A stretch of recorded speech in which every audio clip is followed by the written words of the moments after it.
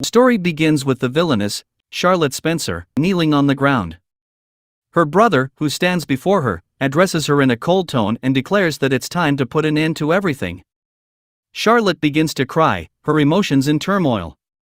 She yells at her brother, demanding to know who murdered their father and how he can be on the side of the murderer. He tries to talk to her, but she can't believe that her stepbrother, the one person she thought understood her, has betrayed her. She ran away. Faced with this unbearable revelation, she turns to forbidden magic. A dark path she had never trodden before. A drop of her brother's blood falls to the ground, as she contemplated her choices. He regrets not having acted sooner, believing that it could have changed everything. At this moment, Charlotte is about to unleash forbidden magic with the intention of destroying everything in her path, consumed by rage and despair. But before she can carry out her vengeful act, a sword pierces her heart. She turns around just in time to see that her life has been ended by Grayson Sachs, a prince and a member of the royal guard. Is the beginning of the last chapter of the manga Koryo Cruise, a story that our protagonist is reading. She expresses surprise at this plot twist and even comments on how handsome the character Grayson Sachs is. To emphasize her obsession, we see that her photo gallery is filled with images of him. However, unexpectedly, someone approaches her from behind and abruptly ends her life with a dagger. The story takes a sudden and shocking turn as our protagonist, the reader of the manga, meets a tragic end. The narrative then shifts to a blonde-haired girl waking up with excitement. The scene unfolds as a maid enters the room, drawing attention to the wonderful weather as she opens the curtains. Addressing the occupant as Miss Evie, the maid informs her that the doctor will be arriving later, urging her to stay in her room and rest. It becomes evident that the reason for this caution is a wound on Miss Evie's knee. Recollections of the previous day reveal a fall in the garden, causing significant pain in her knee and a sharp ache in her chest. In this moment, her memories resurface, reminding her of a past life as a girl deeply enamored with reading mangas. One story stands out in her recollections, the tale of Kara or Cruz.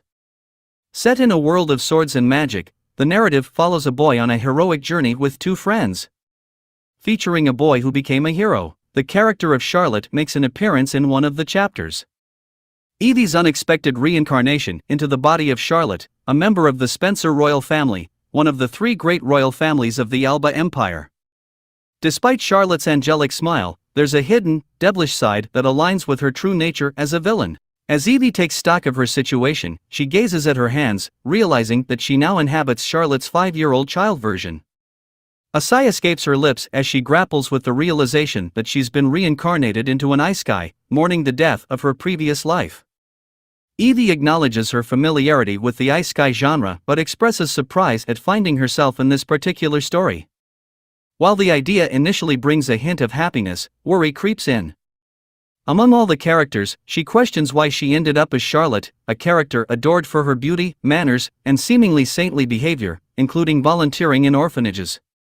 However, the revelation unfolds that Charlotte, despite her praised exterior, was responsible for her father's death and collaborated with clandestine societies and covert organizations to achieve her sinister goals. Her seemingly perfect behavior was a facade, concealing dark plans in the shadows. The title of the story, Koryo Cruise, refers to Charlotte, who truly represents the series. Evie recalls that in the end, her stepbrother betrayed her, leading to a lonely death without the chance for revenge. Adding another layer to her tragic fate, the person who killed her in her past life was the character she was absolutely obsessed with, Grayson Sachs. The weight of this revelation hits Evie, and she lets out a small scream as she vividly remembers the attractiveness of Grayson in that fateful scene. As the narrative progresses, Evie remembers a crucial detail from the story she now inhabits. The first visit of the protagonists to the royal family occurred during a strong winter. Realizing that this event is a year away, she sees an opportunity for change. Her happiness stems from the potential to alter her fate. Evie formulates a plan to survive in this new life. Her primary objective is to prevent her father from becoming a criminal, thus ensuring the protagonists don't get close to her family. In her revised path, her father will not die. She also recognizes the importance of building a strong relationship with her stepbrother. Without being blinded by revenge, she believes she can protect her brother's heart and avoid betrayal. With a clear strategy in mind, Evie intends to regard her favorite character as a trusted prince and knight. She firmly believes that staying on this path will lead to a better outcome. With determination, she opens the doors to her new future, eager to rewrite her previous, miserable ending. The narrative then shifts forward in time, showcasing Evie's journey as she enjoys her childhood and matures. 12 years have passed, and we find a 17-year-old Charlotte in the central city of the Alba Empire, home to the Blanche Academy. Charlotte reflects on her efforts to excel in her academic studies, manners, and etiquette. She has taken on the responsibility of protecting her father from those with malicious intentions who visit him. She's had to use force on occasion, which has led to rumors and a somewhat tarnished reputation in certain social groups, causing many of her guardians to stop attending. Despite the complications in her life, Charlotte acknowledges the positive aspects of her revised path. The hero who was expected to judge her father never appeared, and her relationship with her stepbrother, Theo, has turned out to be remarkably good. As Evie contemplates her new life as Charlotte, she believes that there is already affection between her and Grayson Sachs. She reassures herself that she hasn't done anything wrong so far, and there's no reason for her to be killed this time. Despite not having much contact with her favorite character, she perceives everything as perfect and anticipates that the rest of her life will go just as well. As she walks, thinking about the possibility of encountering someone, a sudden attack narrowly misses her head. To her surprise, the attacker is none other than Grayson Sachs himself. He quickly apologizes, explaining that he received a report of a suspicious person in the area. Concerned about her well-being, he asks if she's hurt. Evie is at a loss for words as Grayson touches her face and expresses relief that she's not injured. Uncomfortable with the proximity, she moves away from him, reflecting on the unexpected warmth in his demeanor. This contrasts with her understanding of Grayson's character as cold, ruthless, and someone who used others for a purpose. Confused by Grayson's unexpected actions, including taking her arm and hand, Evie struggles to reconcile this warm side of him with the character she knew from the story. As he kisses her hand, she tries to remind herself of his manipulative nature. The contradiction between his past actions and his current behavior leaves Evie perplexed, and she grapples with the idea that things were not supposed to turn out this way. Grayson, noticing Evie's discomfort, asks for her forgiveness, leaving her uncertain about how to react. As Evie ponders Grayson's unusual behavior, she lets go of his hand, and he apologizes once again. She finds him cute but acknowledges that his current demeanor is not in line with the original story's portrayal of him as a cold character. When Grayson calls her, she reacts, realizing that she must maintain the posture expected of the elegant daughter of Duke Spencer. Feeling embarrassed, Evie reassures Grayson that she is fine and suggests that he should leave. Grayson watches her go as she heads back to the mansion. Upon arrival, she immediately hugs her brother, Theodore Spencer, eager to share the incredible experience she had with Grayson. Theo, less interested, asks what happened, and Evie excitedly describes how wonderful and cute Grayson was. Theo, somewhat surprised, questions if she's talking about the Grayson he knows. Despite his lack of enthusiasm, he gives his approval if they like each other but warns her to keep it a secret from their father. He advises her to be cautious. Curious about Grayson's sudden change in behavior, Evie questions why he would like her. Theo suggests that if that's the case, he doesn't understand why Grayson said negative things about him. Evie, confident that Grayson is not one to engage romantically with others, believes there must be something more behind his actions. She decides to carefully consider everything that happened, acknowledging the possibility that the prince might suspect her father. In the palace, an individual discusses the initiation of the investigation into Duke Spencer's family, particularly focusing on Miss Charlotte. Grayson, near the Crown Prince, recalls his encounter with Evie and how her ears turned red in front of him. However, he remains unresponsive. The prince suggests that there might be a different reaction and inquires about Grayson's thoughts on the plan. Grayson hints that the plan might even be executed before the ceremony. The prince emphasizes the need to expose the targeted person. Back at the mansion, Charlotte appears distracted while eating, prompting her father to gaze at her suspiciously. He questions if something is amiss, but she assures him with a smile that everything is perfect. However, he continues to regard her strangely, asking her to inform him immediately if something happens. Theo looks down, signaling his concern. Charlotte realizes she relaxed too much in front of the cunning Duke and resolves to be more careful. She contemplates why her family might be under suspicion, but she hasn't found any answers yet. While walking, she crosses paths with Arlo, the second son of Count Cox, who is studying at home to succeed his family. Charlotte reflects on the difficulties Arlo faces due to his father's constant presence. However, she believes that this situation is better for him. In the afternoon, Charlotte ventures into town, sampling various foods. A vendor offers her a skewer of food, and she expresses her gratitude. With her father occupied with Arlo, she seizes the opportunity to escape the mansion once again for some relaxation. Changing her clothes and hairstyle to conceal her identity, these escapes have become a common way for her to enjoy different foods, reminiscent of her past life. As Charlotte continues her walk, she reflects on the challenges of adapting to the food of her new world as a reincarnated person. Despite feeling full, she spots a jewel in her favorite color, contemplating whether to buy it. However, her decision is interrupted when Grayson, unexpectedly, also expresses interest in the same jewel.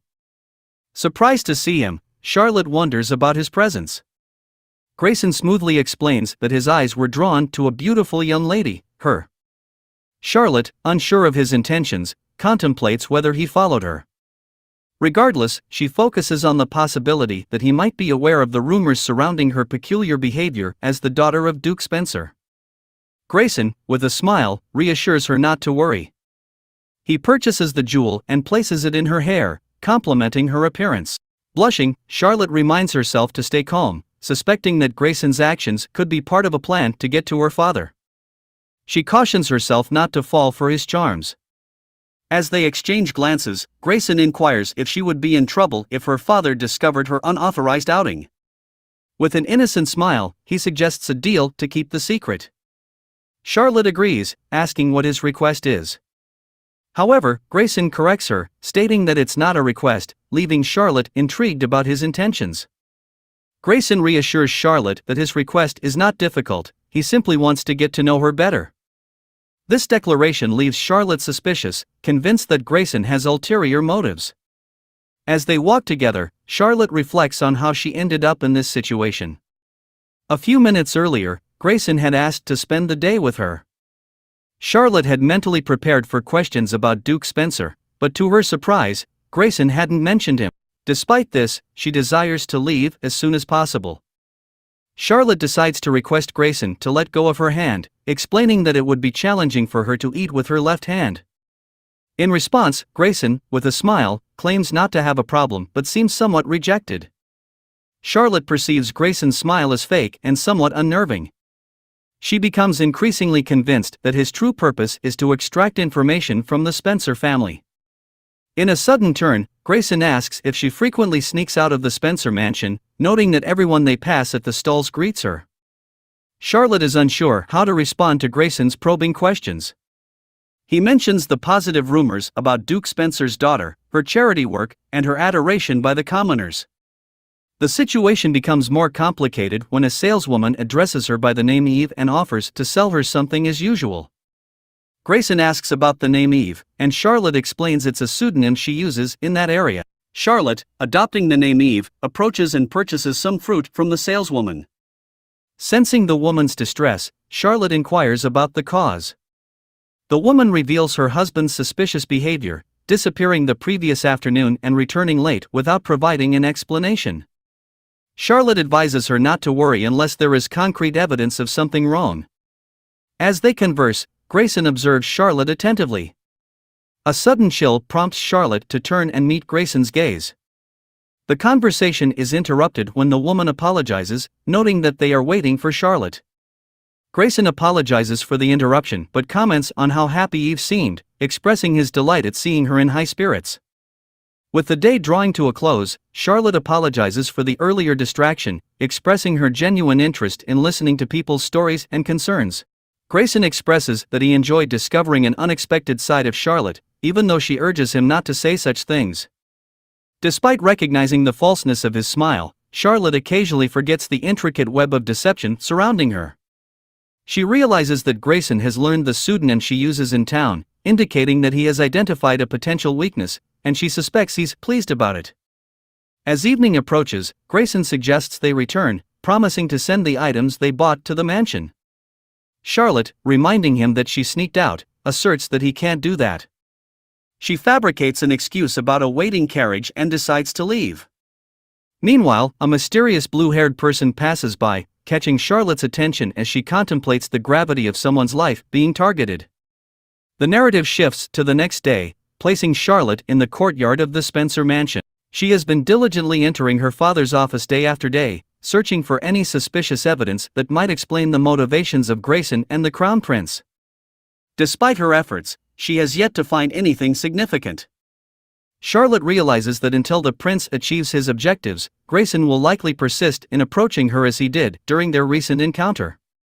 The tranquility of the courtyard is abruptly shattered by the sound of an explosion, which Charlotte attributes to the use of magic. In this world, magical power is intricately linked to an individual's natural ability, and controlling it is of utmost importance. She explains that there's a dedicated department for magic, emphasizing the significance of emotional involvement when utilizing magical abilities. Charlotte speculates that such a powerful explosion indicates someone's inability to control their magic properly. In the midst of her contemplation, Grayson appears by her side, confirming her expectation of his return but surprised by how soon it happened. Concerned, he inquires about her well-being, and Charlotte reassures him that she was far enough from the explosion to be unharmed. Grayson expresses happiness at her safe return and learns that her father scolded her for the escapade. Without further ado, Grayson presents Charlotte with a special invitation to a party. As Charlotte ponders the implications, Grayson reveals that the Crown Prince will be in attendance, a rarity for such events. He emphasizes his concern about being unable to personally deliver the invitation if she hadn't returned promptly. As Grayson invites her to the party, Charlotte reflects on her dislike for the Crown Prince, based on the original story where he portrayed kindness on the surface but harbored disdain for others. She's been actively avoiding encounters with him, making the prospect of attending the party less appealing. Amidst Charlotte's confusion and suspicion about Grayson's sudden delivery of the invitation, she attempts to decline, suggesting she won't be able to attend. However, Grayson interrupts her, urging her to consider going and mentioning that he, too, would be bored without her presence. This leaves Charlotte feeling pressured, almost as if she's being blackmailed into acceptance. Despite her reservations, Charlotte sighs and accepts the invitation, promising to check her schedule upon returning to the mansion and providing him with an answer. She swiftly excuses herself, making a hasty departure from Grayson. She contemplates the potential consequences of refusing an invitation to an event attended by the Crown Prince, but remains wary of Grayson's intentions. As she hurries away, Grayson extends a hand toward her, cautioning her to be careful. Suddenly, a large fireball hurtles towards him, prompting Charlotte to react instinctively. In an unexpected turn of events, she finds herself on the ground with Grayson on top of her, realizing the awkward and close position they're in. Blushing intensely, she holds her breath, feeling the discomfort of the situation. Grayson, looking at her, asks if she's okay. As Charlotte lies on the ground, she realizes the danger she narrowly avoided when something flew toward her. She's surprised to find that Grayson saved her, but a nagging suspicion creeps in, making her wonder if this was all a pretext to get close to her. Her mind races with thoughts that align with Grayson's role in the original story, where he was portrayed as a person capable of anything to carry out the Crown Prince's orders. Despite her suspicions, she acknowledges that he's a professional who can put himself in harm's way to achieve his goals. Grayson discusses the dangerous situation they just faced, and Charlotte continues to ponder the true nature of his actions. She believes it's logical to think that his intentions may not be entirely innocent, given their first meeting. Amidst their conversation, Charlotte becomes aware of Grayson's scent, a distraction that momentarily pulls her attention away. She asks him about the perfume he uses, surprising both of them with the question, especially considering the recent life-threatening situation. She reveals her hope of acquiring a perfume that reflects Grayson's personality, much like her favorite character's perfumes in her previous life. Embarrassed by her spontaneous question, Charlotte wonders why she blurted it out.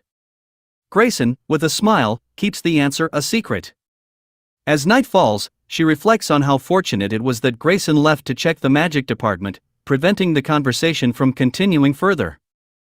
As the night of the party approaches, Charlotte is filled with worries about potential dangers, especially with the presence of the crown prince. She contemplates the possibility of dangerous contacts, similar to the incident earlier that day. Despite her reluctance to attend, she feels a subtle pressure, almost like a threat, compelling her to go. In a moment of determination, she reassures herself that she will soon uncover Grayson's true intentions. Navigating through the mansion, she knocks on a door and engages in a conversation with a white-haired boy named Belle. The nature of their discussion remains a mystery. The night of the party finally arrives, and Charlotte arrives in a carriage. Theo assists her, expressing hope that everything goes according to plan. At the party, the crown prince, Leonard Lindbergh-Alba, notices their arrival. Turning around with a smile, he welcomes them. Charlotte and Theo bow and introduce themselves as representatives of the noble Spencer family, expressing gratitude for the prince's invitation. Leonard responds that the bow is unnecessary and asks them to raise their heads. He teases Charlotte about their infrequent meetings, as he tends to lose sight of her during their greetings. The atmosphere at the party is festive, with the anticipation of the dance looming. Leonard Lindbergh-Alba, the crown prince, expresses relief that they found each other before the dance begins.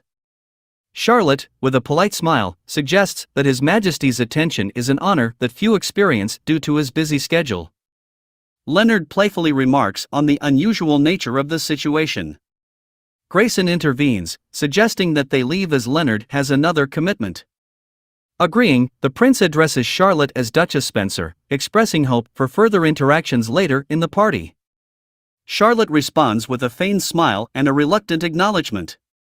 Later, Theo finds Charlotte on her usual spot, the balcony, and remarks that she could be dancing with the prince if she didn't escape as usual.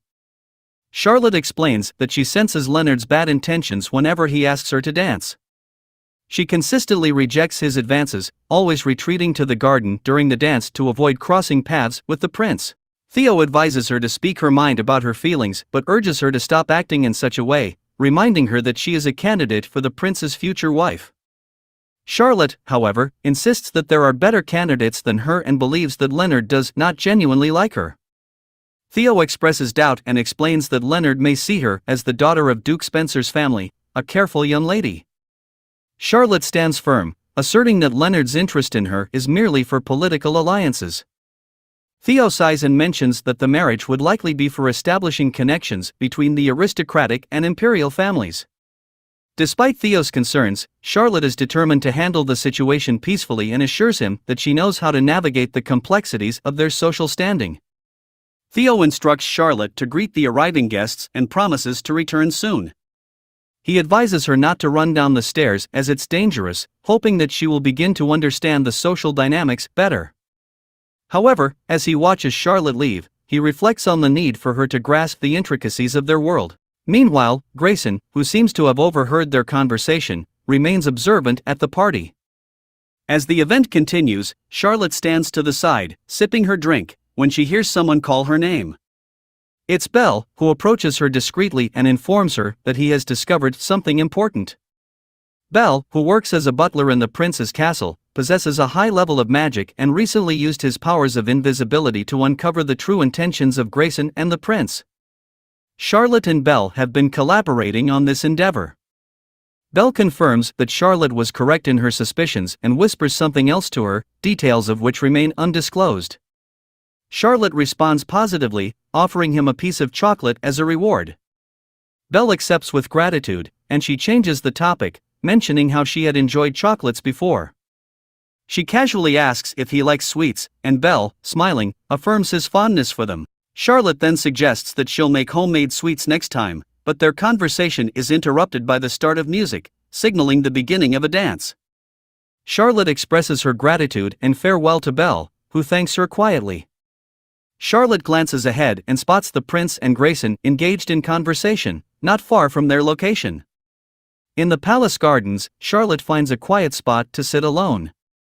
Initially content, a sudden change in her demeanor becomes evident as she places her hands on her head, expressing frustration and declaring that nothing seems to be going right.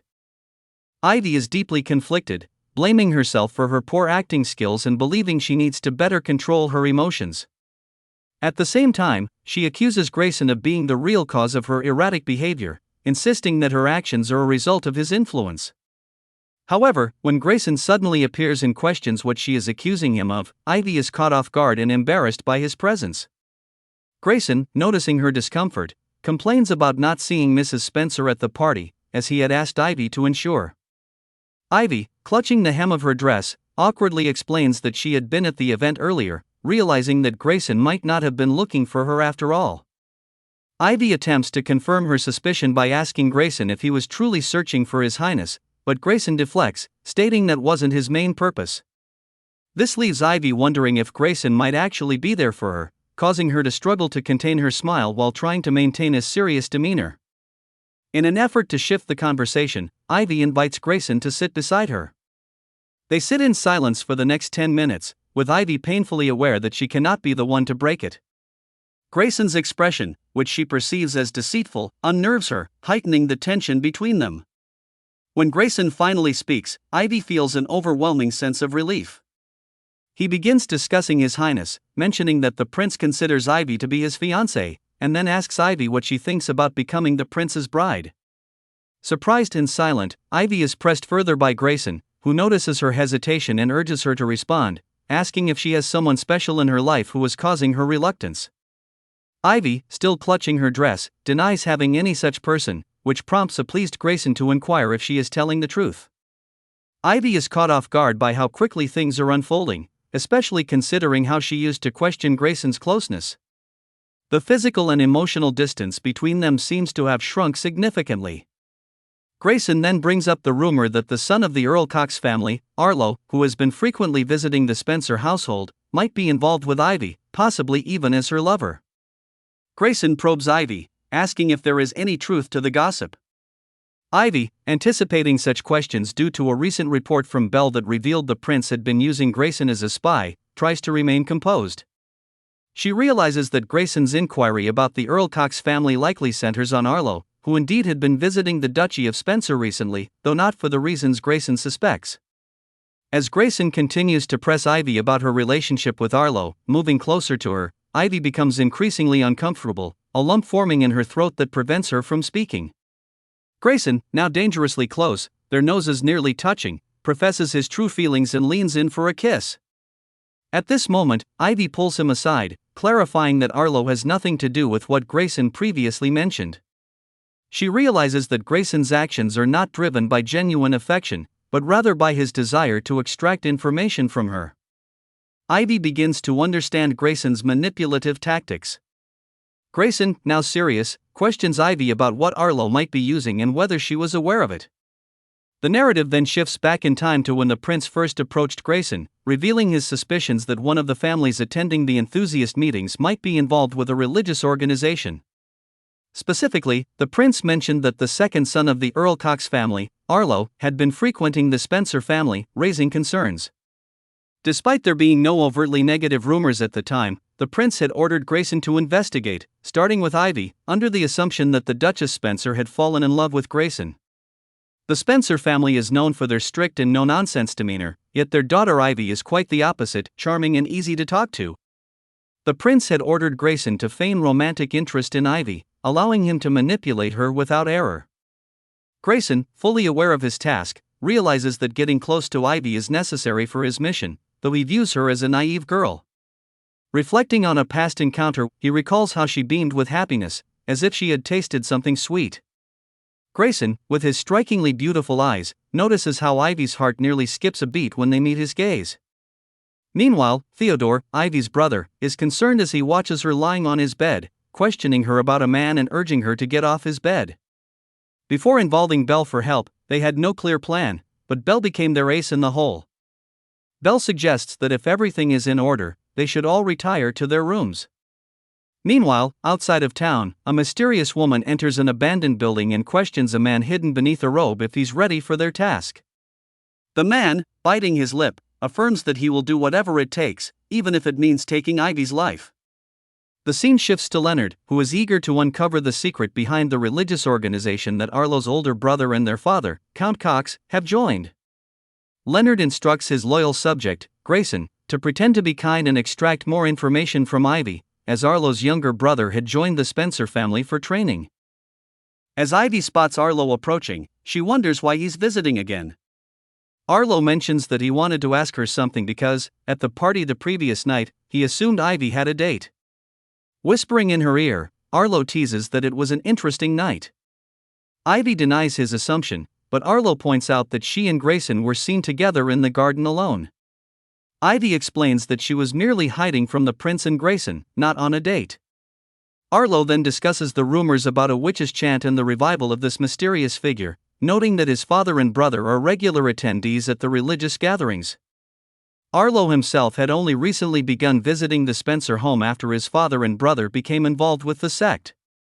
The religious organization, which is slowly gaining influence among the common people, remains shrouded in mystery, with few outsiders aware of its true nature. Despite this, the Earl Cox family has begun embezzling wealth, albeit in small amounts compared to the powerful Spencer family. Arlo, realizing the gravity of the situation, apologizes to Duke Spencer, acknowledging that his father and brother have lived foolishly. He promises to open their eyes and asks Duke Spencer for assistance in this difficult task. Ivy, overhearing this conversation between her father and Arlo, reflects on the future of the Earl Cox family.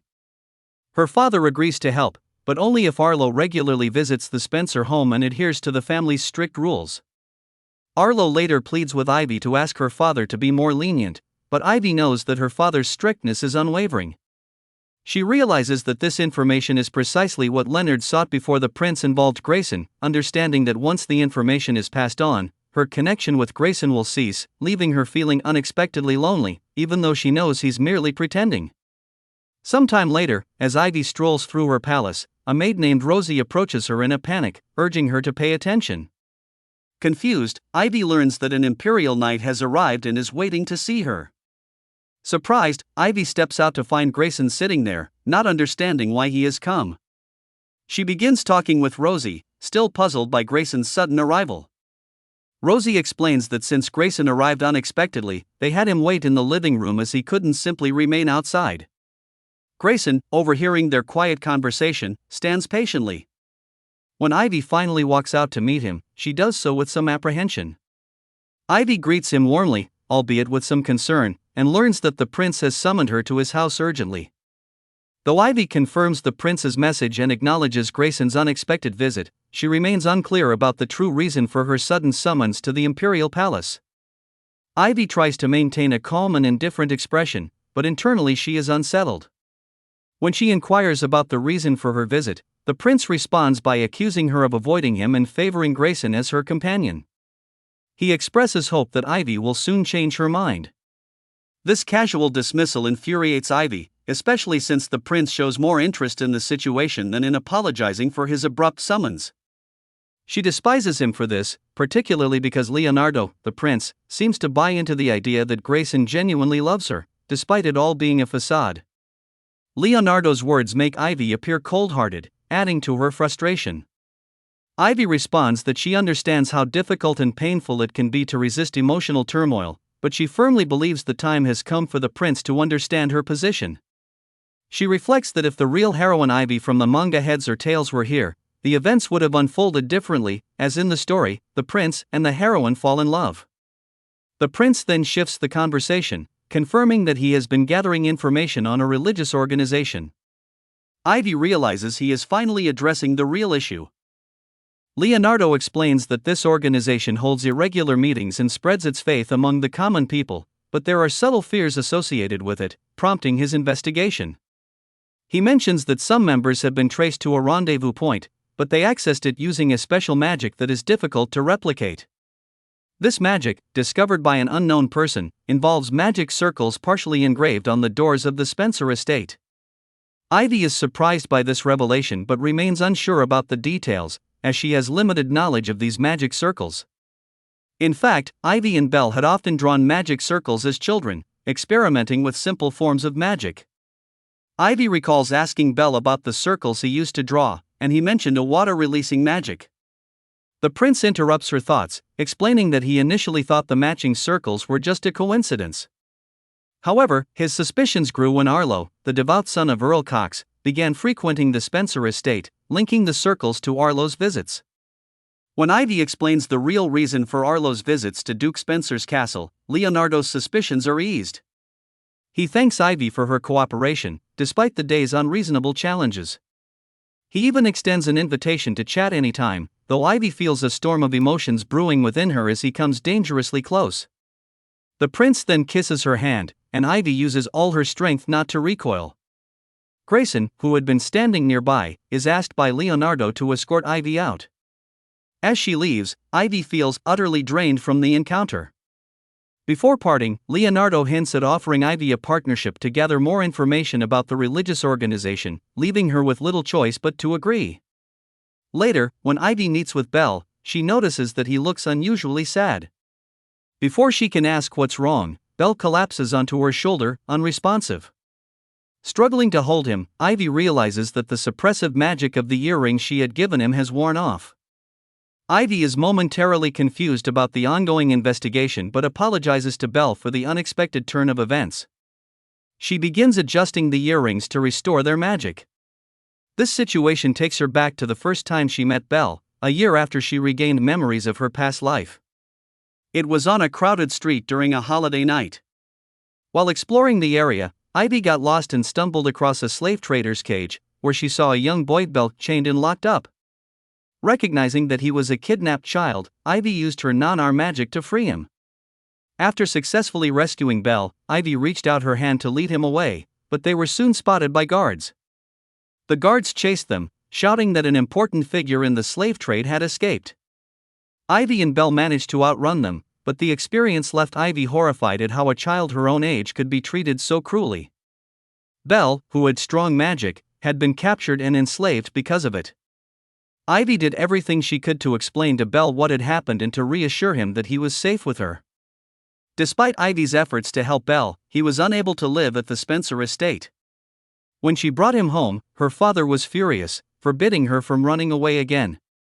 Ivy couldn't comprehend why it was wrong for the boy to have escaped his dire situation. Her father's concern seemed more about her safety than the boy's well-being. Ivy noticed that Belle still wore a metal collar around his neck, a remnant of his time as a slave, and urged him to remove it. However, Belle refused, fearing that without the collar and the bracelets on his arms, he wouldn't be able to control his immense magical power. Determined to help Belle, Ivy began learning magic alongside him. They started with simple exercises, such as levitating cups without breaking them. Ivy reassured Belle that his magic was powerful, and with practice, he could master it.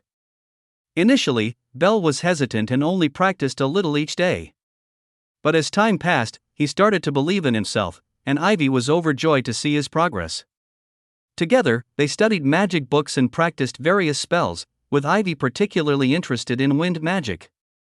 Unfortunately, when Belle tried wind magic, he accidentally shattered the windows in the room, unable to control his strength. Their practice session was interrupted by Ivy's father, Duke Spencer, who stormed into the room, demanding to know what was going on. However, instead of scolding Belle as everyone expected, the Duke gently patted his head. He instructed Ivy to call Rosie, the maid, to clean up the glass and suggested that they prepare a special room for their magic practice to prevent further accidents. Ivy reassured Belle, whispering that it was good her father hadn't reprimanded them, and suggested that next time, they practice recovery magic to fix such mistakes. This experience marked a turning point for Belle, who finally removed the chains that had restrained his magic for so long, growing confident in his abilities. The next morning, when Belle woke up, he found Ivy sitting beside him, having stayed by his side all night. He reached out to stroke her head, but Ivy, startled, quickly opened her eyes, trying to explain that she wasn't asleep. Ivy was surprised and relieved that Belle was finally awake. Belle smiled, thanking her for the earrings she had given him, which had helped suppress his overwhelming magical power. Ivy, feeling guilty, tried to apologize, saying she was sorry for causing him to wake up. Just then, Rosie entered the room, informing them that the prince wished to see them. When Ivy and Belle met with Leonardo, Ivy was taken aback.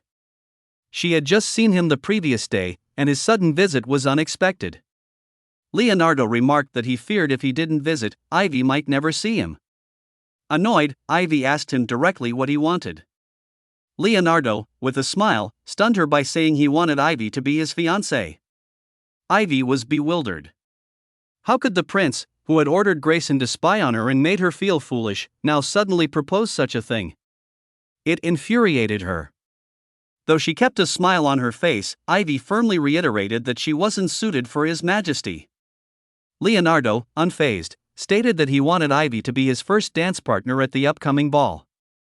Ivy, thinking it was a joke, asked him not to make her laugh, knowing full well that the ball would be in honor of Leonardo's birthday, and she had no intention of being his partner.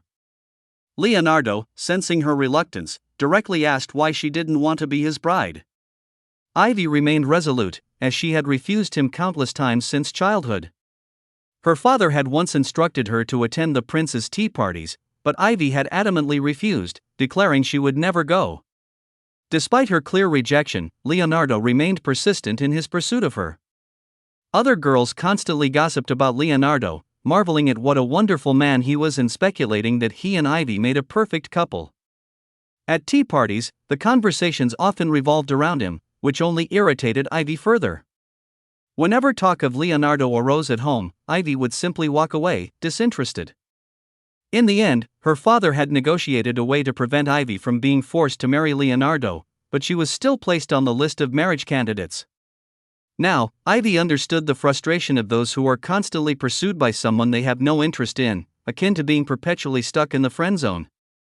Ivy, struggling to comprehend the prince's intentions, directly asks Leonardo why he has an interest in her when there are so many other candidates available. She tries to suggest that the prince should consider asking someone else to dance. However, Leonardo dismisses her reasoning, stating that Ivy understands perfectly well why he chose her.